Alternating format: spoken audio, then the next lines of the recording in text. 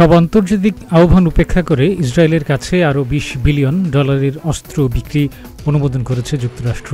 মঙ্গলবার 13ই আগস্ট এ তথ্য জানিয়েছে কাতার ভিত্তিক গণমাধ্যম আল জাজিরা। মার্কিন পররাষ্ট্র দপ্তর জানায়, পররাষ্ট্রমন্ত্রী অ্যান্থনি ব্লিংকেন ইসরায়েলের কাছে অস্ত্র বিক্রির বিষয়টি অনুমোদন দিয়েছেন। এর মধ্যে ট্যাঙ্ক, আকাশ থেকে আকাশে নিক্ষেপযোগ্য মিসাইল, কয়েক ডজন যুদ্ধবিমান এবং নানা ধরনের যুদ্ধাস্ত্র রয়েছে। যুক্তরাষ্ট্র ইসরায়েলের নিরাপত্তার জন্য প্রতিশ্রুতিবদ্ধ। সামরিক শক্তি এবং আত্মরক্ষায় ইসরায়েলকে সহায়তা করা মার্কিন জাতীয় স্বার্থের জন্য জরুরি। যুক্তরাষ্ট্রের ঘোষণাটি এমন সময় এলো যখন হামাস প্রধান ও হিজবুল্লাহর কর্মকর্তাদের হত্যার ঘটনায় ইরান এবং হিজবুল্লাহ ইসরায়েলে হামলা চালানোর প্রস্তুতি নিচ্ছে।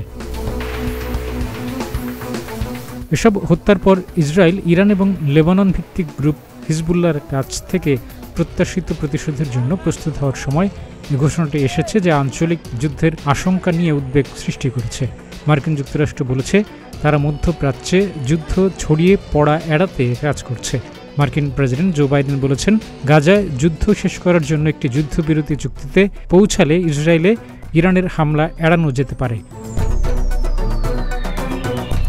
বেশ কয়েক মাস ধরেই যুক্তরাষ্ট্র গাজায় যুদ্ধবিরতির কথা বলে আসছে। এজন্য তারা ইসরায়েলের প্রধানমন্ত্রী বেঞ্জামিন নেতানিয়াহুকে প্রকাশ্যে ক্রমাগত আহ্বান জানাচ্ছিল।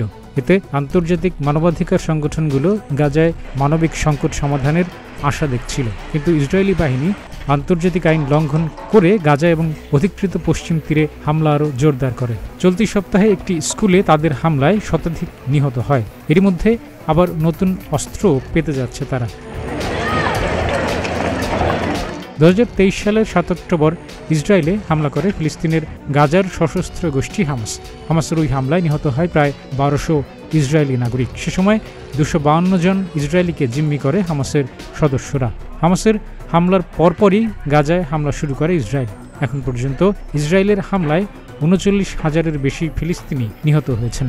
আহত অনেকের অবস্থা সংকটাপন্ন। জাতিসংঘ ছাড়াও বিভিন্ন আন্তর্জাতিক সংগঠন বলছে, গাজায় মানবিক সংকট ভয়াবহতার চরম পর্যায়ে ছাড়িয়ে গেছে। তাদের পক্ষ থেকে নিরীহ মানুষদের রক্ষায় এখনই যুদ্ধ বন্ধের দাবি করা হচ্ছে। ডেস্ক রিপোর্ট, প্রতিদিনের বাংলাদেশ।